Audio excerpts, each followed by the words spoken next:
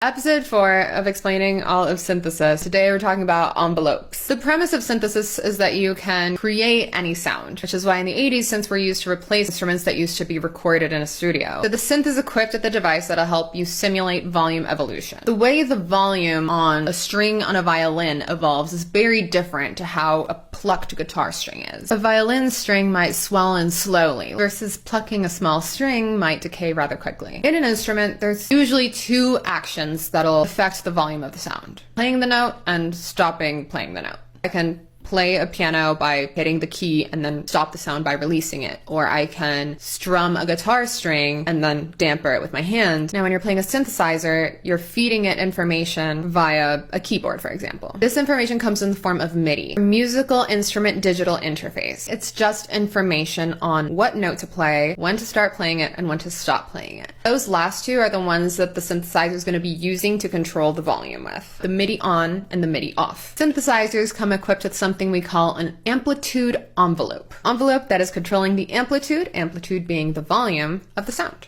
An envelope has 4 parameters: A, D, S, and R. All of them revolve around that MIDI on and that MIDI off moment. A is the attack. How long does it take from the moment I trigger the MIDI on for the volume to go from 0 to 100%?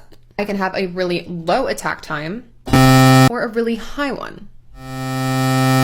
Next up, D is for decay. Once that sound has reached 100%, it'll decay back down. The decay is how many milliseconds it takes for the volume to go from 100% to less than 100%. A short decay versus a long decay.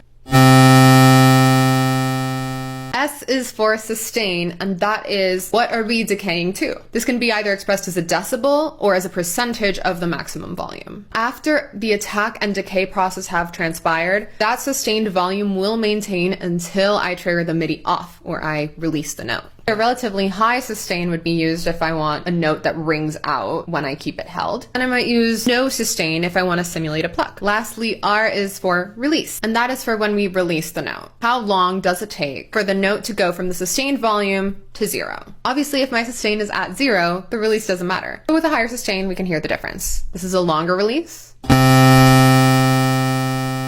This is a shorter one.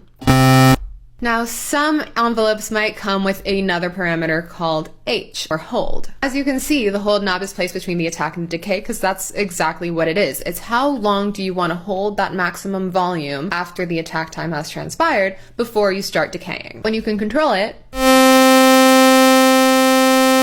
I do encourage you to get Vital because it's a really neat visualization of what the envelope does.